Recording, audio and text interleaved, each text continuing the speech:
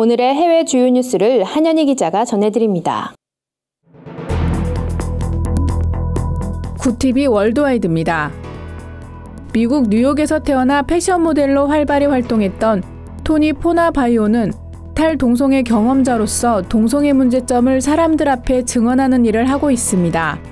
포나바이오는 8살의 부모님의 이혼 충격으로 또래 소년에 대한 애착이 커졌다고 합니다. 10대부터 오랜 기간 게이클럽을 다니고 동성과 친밀한 관계를 유지했습니다.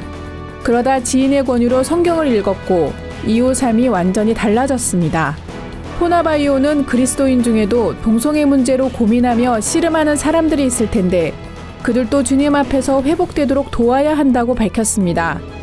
포나바이오는 최근 한국 홀리라이프의 탈동성애 포럼에 참가하기 위해 방한한 바 있습니다. 이란 테헤란에 위치한 테헤란 한인교회가 정부의 압력으로 사역 중단 위기에 처했습니다.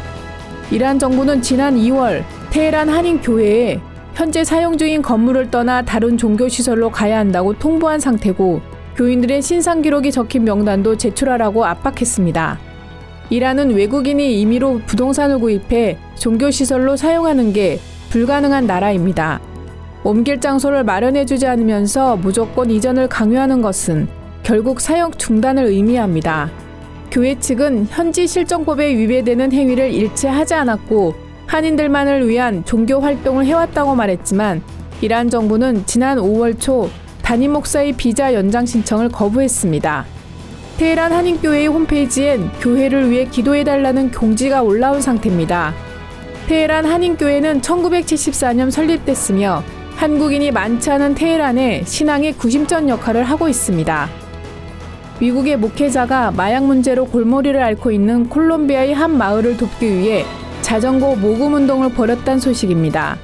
엠마누엘 연합감리교회의 조로열 목사는 지난 6월 14일부터 7월 1일까지 2,300km를 자전거로 달렸습니다.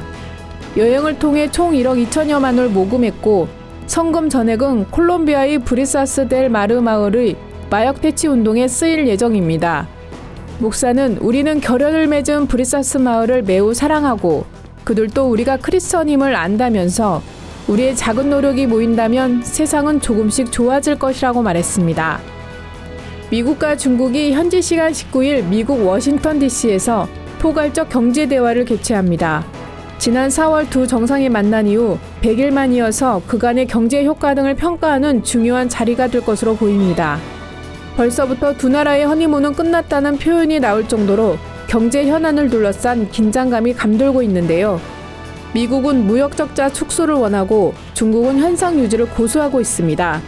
중국이 미국산 쇠고기 수입을 재개하는 성의를 보였지만 미국의 무역 적자가 오히려 늘어 트럼프 행정부는 만족스러워하지 않는 눈치입니다. 미국은 중국 압박용으로 철강 수입 규제 카드를 꺼내들 것으로 보입니다.